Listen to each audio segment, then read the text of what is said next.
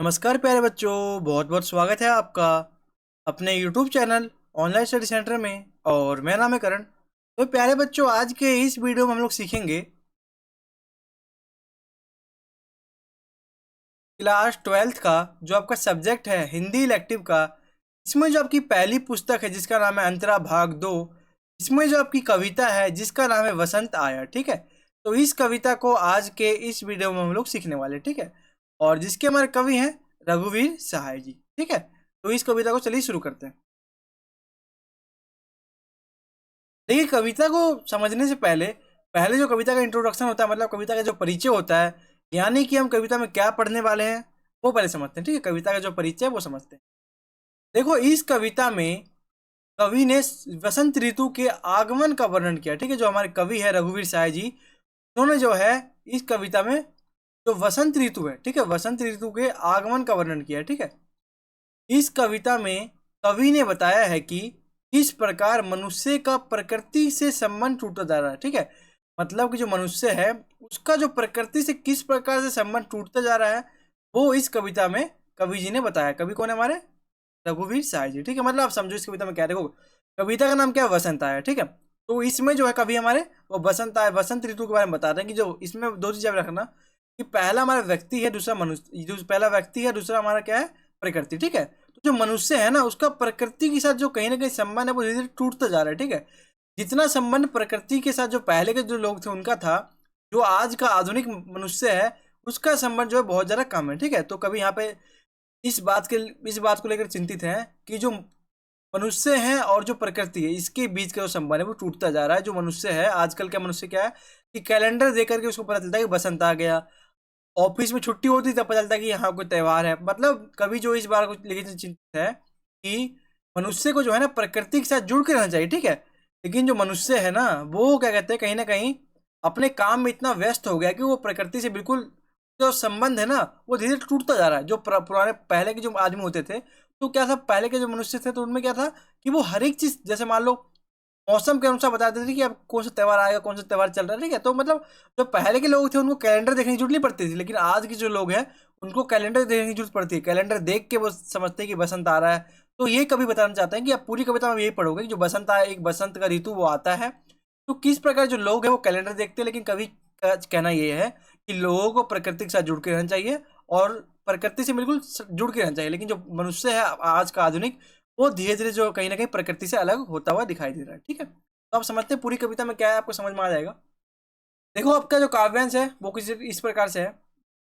जैसे बहन दा कहती है, देखो दा किसे कहती है? तो भाई को।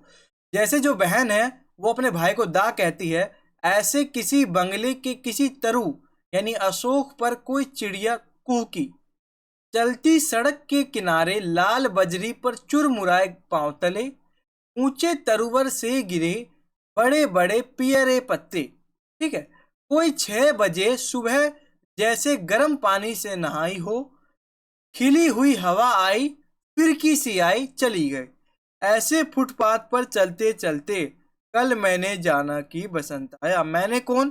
तो मैंने यहाँ पे हमारे कवि हैं रघुवीर सहाय जी। ठीक है, अब इस पूरी काव्यांश की क्या सबसे आसान भाषा में व्याख्या बनती है, उस व्याख्या को हम समझते हैं। चलिए समझते हैं।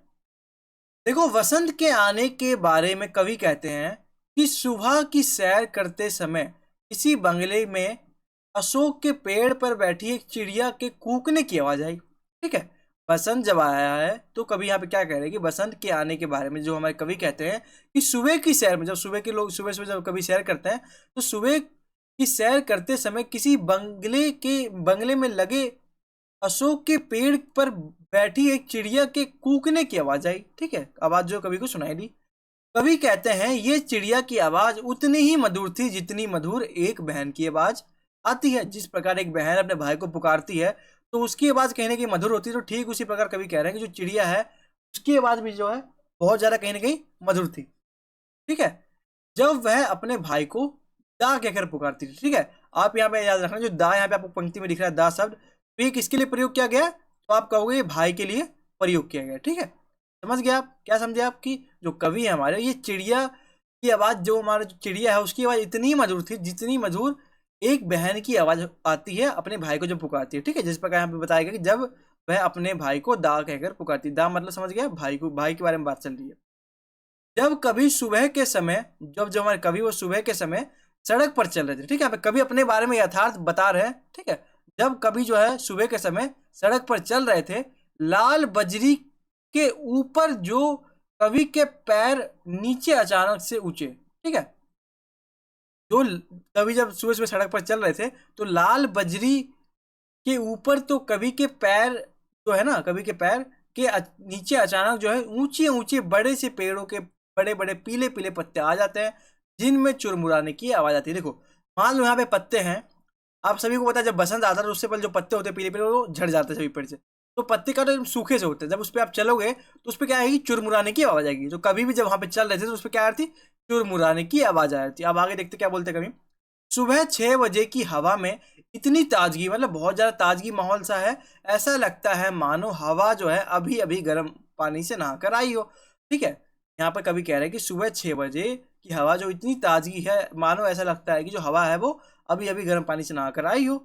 आगे कभी कहते हैं कि यह सुबह ताजा, ये जो सुबह की ताजा हवा फिरकी की तरह गोल गोल घूमती हुई सी आई और चली गई, ऐसे फुटपाथ पर चलते चलते मैंने जाना कि वसंत। ठीक है, तो देखो यहाँ पे क्या है कि जो कवि यहाँ पे कह रहे हैं कि कवि जो है वो उन्होंने जाना कि बसंत आ गया, ठीक है, कभी फुटपाथ पे चलते चलते कवि ने जाना कि बसंत आ गया। तो मतलब कभी ना कहीं जो सजीव वर्णन आपके सामने कर रहे हैं, कवि जो है एक कल्पना करके उदाहरण दे करके हम लोग को समझाने की प्रयास करें कि बसंत आ गया, ठीक है। तो ये कवि ने बताया कि वो चल रहे थे सड़क पे, उन पीले पीले पत्ते थे, फिर एक ठंडी गर्म सी हवा आई, उन कवि को लगा बसंत आ गया, ठीक है। फुटपाथ पर चलते चलते कवि ने जाना कि बसंत आ। अब आगे समझते हैं आगे की क्या पंक्तियां देखो।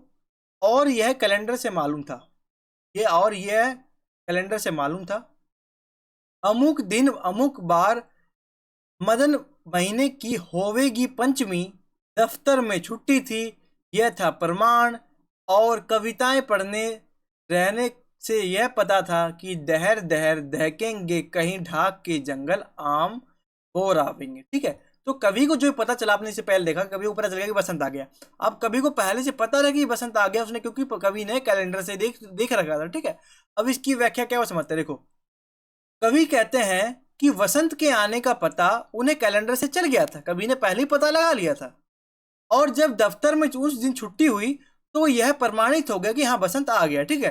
कवि को कैलेंडर में पता चला कि आज बसंत है, पर आपको सभी को पता बसंत में जो है वो छुट्टी होती है बसंत पंचमी में, जब बसंत के पंचमी में जब छुट्टी हुई तो ये कंफर्म हो गया कि बसंत आ गया। तो कवि कहीं ना कहीं इसी बात को लेकर के चिंतित है कि जो लोग हैं वो आजकल इस प्रवृत्ति के हो गए, उसको कैलेंडर देखना पड़ता है, उसको छुट्टी का इंतजार करना पड़ता है कि छुट्टी पड़ेगी तो हम समझेंगे कोई त्यौहार है।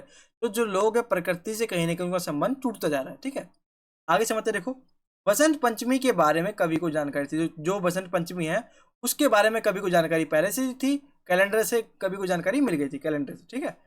कवि अपने जीवन में कविताएं पढ़ते रहते थे, कवि आपको पता है कविताएं पढ़ेंगे, और उन्होंने कविताओं में से यह भी पढ़ा था कि जब वसंत ऋतु आती है, जब वसंत का ऋतु आता है तो प्रकृति में क्या क्या बदलाव होते हैं। जैसे आप समझ सकते हो पलाश, ठीक है, देखो जो यह ढाक आपको सब दिख रहा है ना, ढाक एक पेड़ होता है जिसको हम पलाश का पेड़ भी कहते हैं, ठीक है।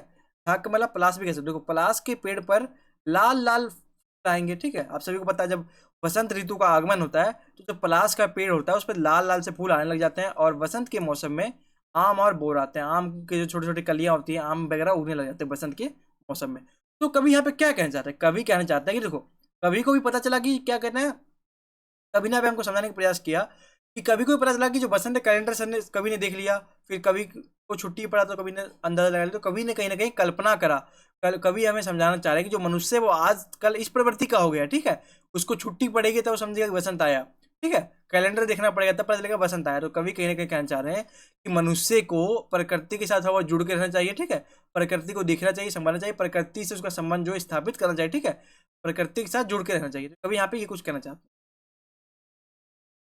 अब आगे की क्या पंक्तियां वो समझते हैं, देखो, रंग रस गंध से लदे फदे दूर के विदेश के वे नंदन वन होवेंगे, यशवी मधुस्थ पीक भौर आदि अपना अपना कृतव अभ्यास करेंगे दिखावेंगे, यह नहीं जाना था कि आज के नगने दिन जानूंगा जैसे मैंने जाना कि वसंत, ठीक है।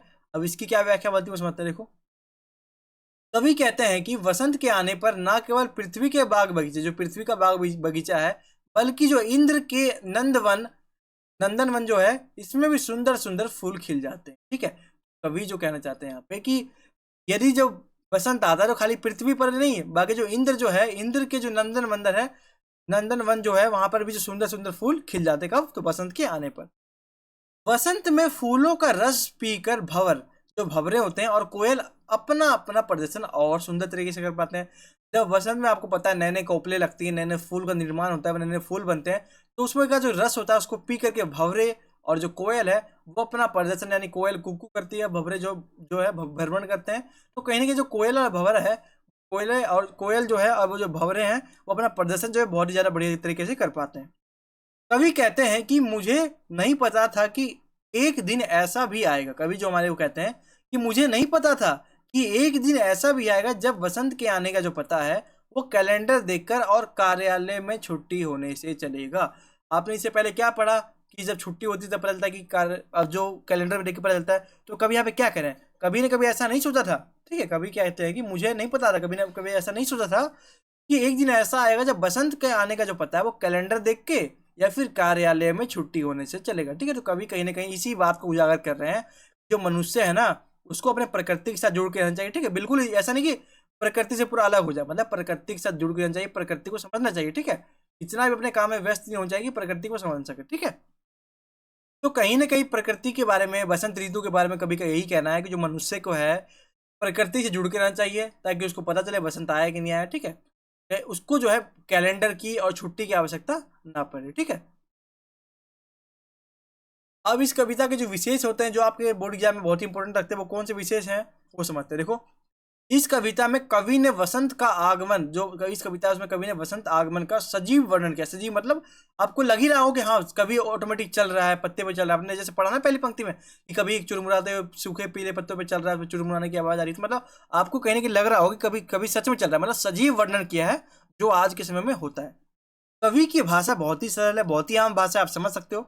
छंदमुक्त कविता है, अलंकारों का सुंदर प्रयोग किया गया, अलंकार जो उसका बहुत ही ज्यादा सुंदर प्रयोग किया गया है। इस कविता में कवि जो है हमारे, उन्होंने मनुष्य और प्रकृति के बीच की बढ़ती हुई दूरी को वर्णन किया। जो हमारा मनुष्य है और जो हमारा प्रकृति है, इसके बीच की जो दूरियां है ना, जो वो दूरियां बढ़ रही है ना, तो उसका वर्णन किया बसंत आए कविता के माध्यम से। ठीक है, तो ये थी हमारी आज की वीडियो। आई होप कि आपको वीडियो अच्छा लगा होगा। तो वीडियो अच्छा लगा तो वीडियो को एक लाइक जरूर करें और इस वीडियो को अपने दोस्तों के साथ शेयर करें और कमेंट में अपना फीडबैक जरूर बताएं कि आपको वीडियो कैसा लगा। और चैनल पर नए हैं तो चैनल को सब्सक्राइब करें, बेल आइकन पर क्लिक करें। तो फिर मिलते हैं अपने अगले वीडियो में, तब तक के लिए सभी को थैंक्स फॉर वॉचिंग। जय हिंद, जय भारत।